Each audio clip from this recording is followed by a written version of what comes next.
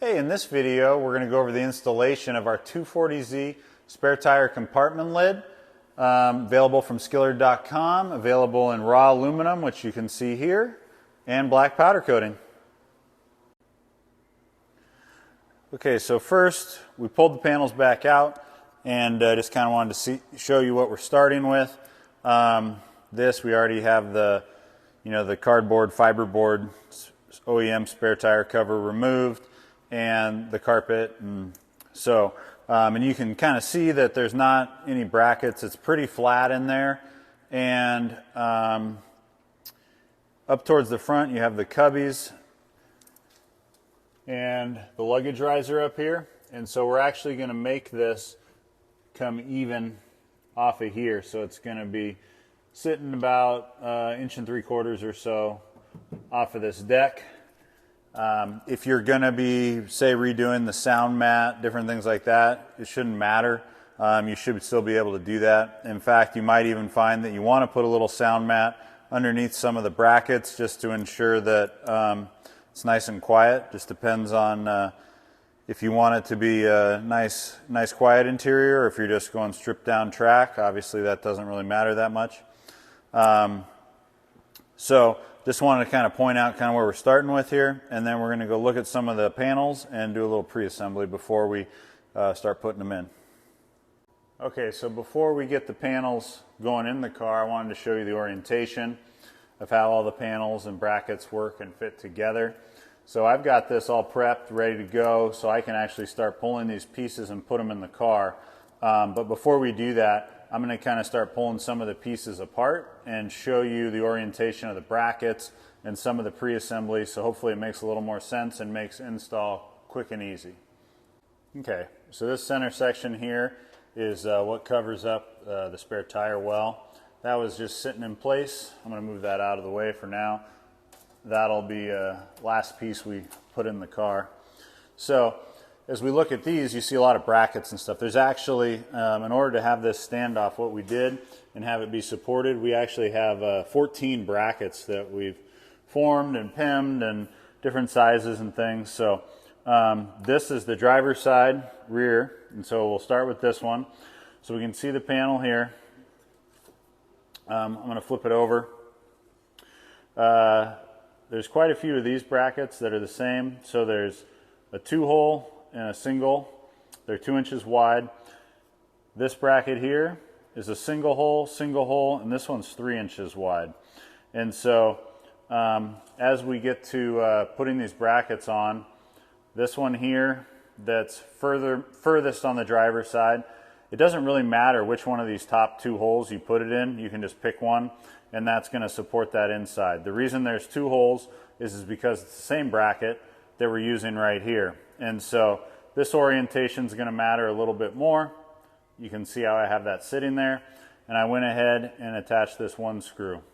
This bracket here, which is the single hole, 3-inch wide bracket, we went ahead and put a little foam tape on this, and that'll be included in the kit as well. And that's just to keep, this is here to support the spare tire cover, but you don't want it rattling, so we got a little foam there. So I'm going to start with this driver's side. I'm going to do a little pre-assembly. It's going to look like this.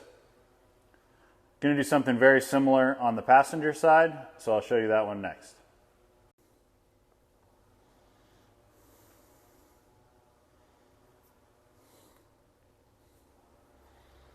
All right, so here we have the passenger side.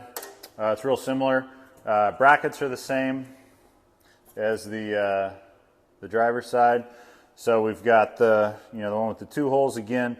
The one that's furthest to the passenger side, it doesn't matter which hole you use, because this just sits there to support it.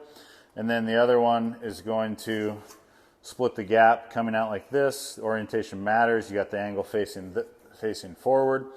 And then again with the foam in this bracket, we also have, there's going to be several of these that you'll see when we install it. We're going to put in riv nuts and actually secure the bracket to the deck in the hatch. Some were not. They're just going to be there for support. So if you have, say, some new sound mat or something that's underneath there, you're going to be in great shape.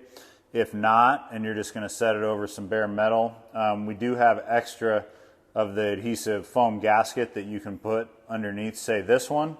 So that way when you put it in, just in case you're going over bumps, this is not going to cause a rattle. So there is going to be some of that foam that's in there that you can use if you need to.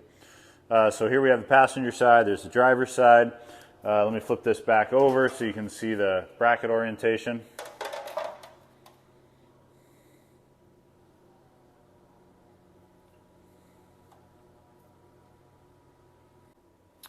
Okay, so now here's the forward section.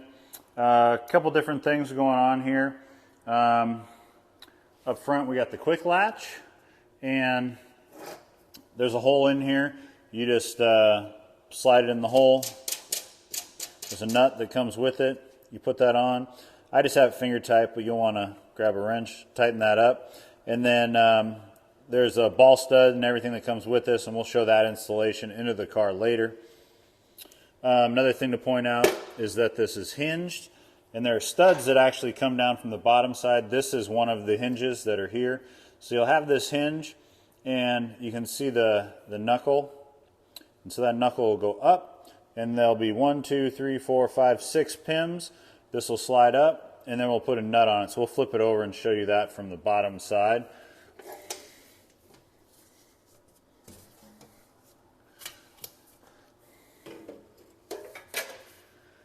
Just for our assembly, we didn't put all of them on, but you will get enough to get all 6.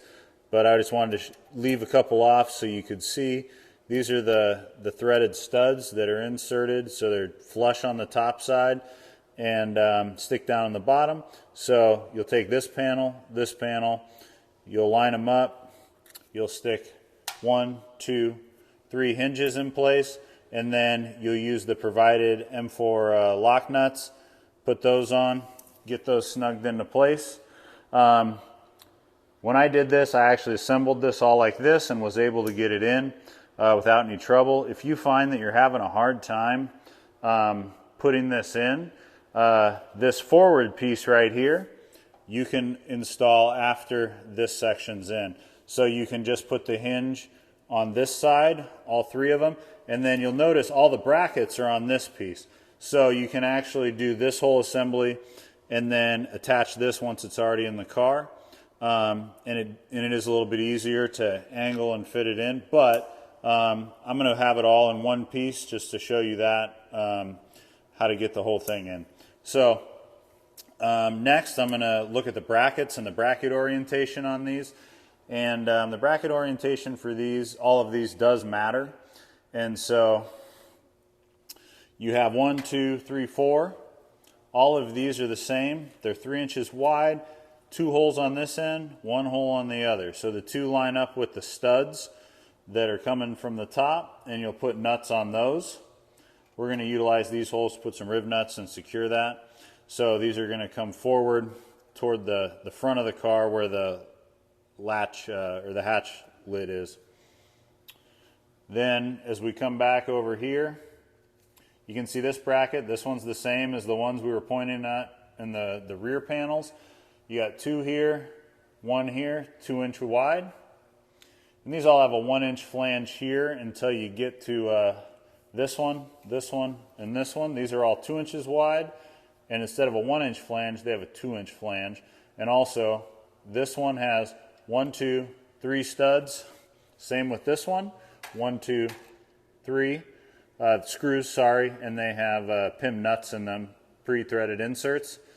And take note of the orientation when you're doing this because it does matter. This one is the same size bracket, but you'll notice that it just has 2 PIM nuts instead of the 3.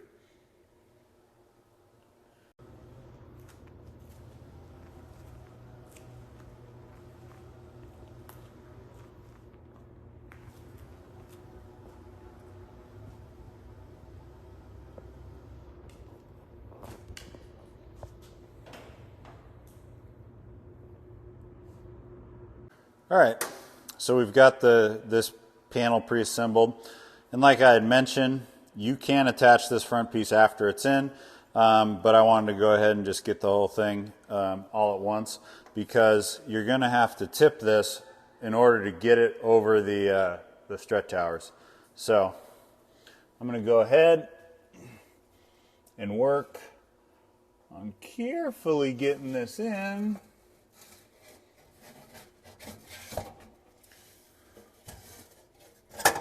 And try not to catch the seatbelt that's holding this up. There we go.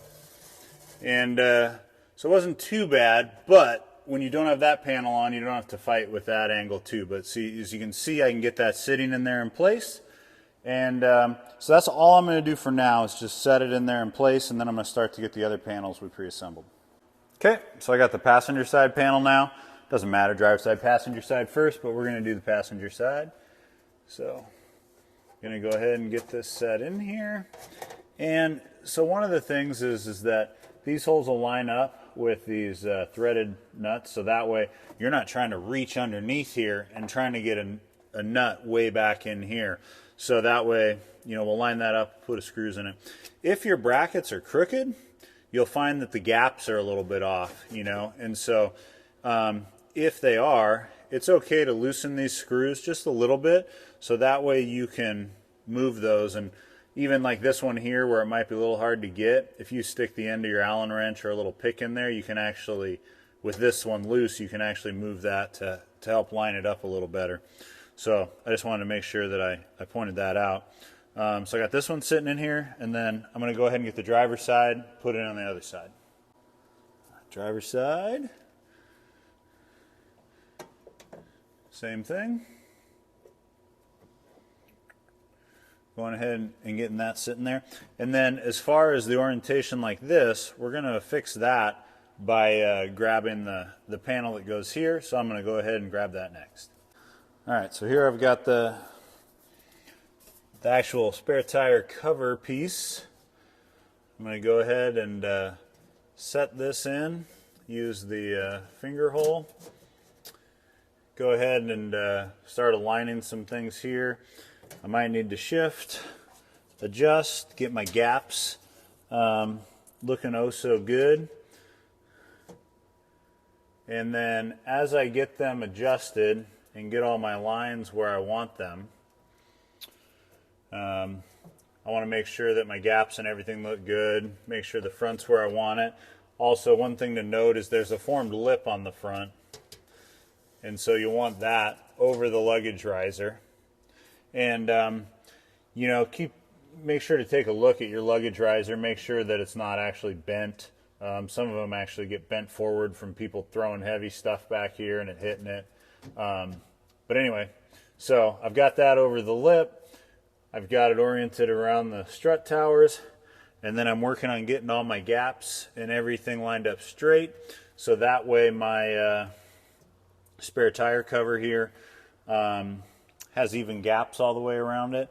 And I'll actually grab the thumb screws and start to put those in to ensure that it stays in place with the gaps that I want. Alright, so I've got the thumb screws, and there's 5 of those, and those are here so that way I can attach this panel, and you can pull this panel off without needing tools if you still are having a spare tire in there. And so you can kind of see, like, I've got those in, but you can see the movement in this, and that's okay because I want to be able to get this adjusted so that way the gaps are right. And again, if I need to, like, oh, this isn't quite what I want right here, I can stick this Allen wrench in here. You know, I'm going to adjust this gap a little bit, adjust the lines. All right, that's getting pretty close to where I want it. I'm going to get this thumb screw in here, kind of get it set. Oh, same thing on this side. This gap's a little wider than I'd like. So let me go ahead and get that adjusted. Get my thumb screw in. And then another thing is that the driver's side and the passenger side panels, we set them on the brackets that are up here in the front, and we're going to need to put a couple more screws in. So again, you'll want to ensure that your gaps and your reveals are where you want them, because there is a little play in these hole openings, and that's on purpose so you can get a little adjustability and make sure that the gaps look the way you want them to. So after I get this adjusted the way I want it to look, then we'll go to the next step and I'll show you what that is. Alright, so I feel pretty good about the gaps that I have set here, and what I mean by gaps is, our lines between panels. We want to make sure that they're straight and not crooked, and so they're cosmetically pleasing, and we've got our spacing around the outside, and so I'm like, all right, I'm pretty good about where this is sitting, and so now what? Like, I guess technically I could leave this like this, and it might shift and wiggle a little over time. Might even have a little vibration noises, but if you had a bunch of sound mat under there, probably not. But what I'm going to do is I'm going to secure 8 of these brackets using riv nuts and some M5 machine screws to lock this in place and really deaden the sound. And so now that this is where I want it, I'm going ahead and I'm taking these 5 thumb screws out.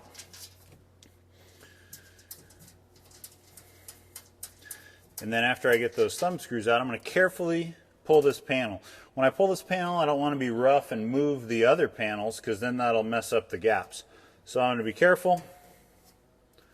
Get this panel up and out. So now that that's up and out, I'm going to go ahead and have you take a look in here. And so there's a bracket here that we can access this hole. There's a bracket here, we can access that hole. This bracket, we can access this hole. And this bracket, we can access this hole. So, like I had mentioned before, this bracket, this one, and this one, it's going to be real tricky to get to underneath there. And so, if you want to, you can use some of the provided foam underneath those brackets to support it, or if you have new sound deadening or sound mat, that's great too. So with these in position right here, I'm going to mark all 4 of those holes pretty carefully. Also, I'm going to go ahead and center punch them, and then I'm going to drill them with a 7mm drill bit, so then I can install the riv nuts, the M5 riv nuts that are going to secure this down. Technically, you could grab and throw a sheet metal screw in there. We're not providing those. We're going to provide the riv nut and the machine screw option. And we have other videos that show riv nut installation and different tools, things like that. Another thing to be aware of, we located this, we drilled the holes. We didn't have any interference. I wasn't drilling into a fuel tank or fuel lines or electrical, but before you drill into any of this anytime, you want to ensure that there's not something underneath that you're going to damage. So I wanted to make sure to point that out.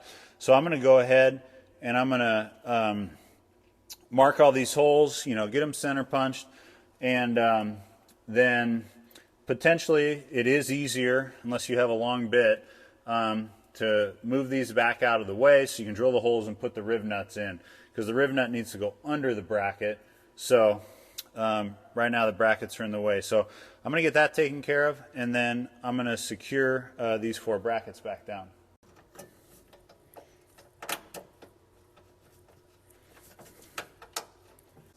Alright, so we got those machine screws in, we got the cover back on, I've got our thumb screws back in, and you can kind of see here now, I mean,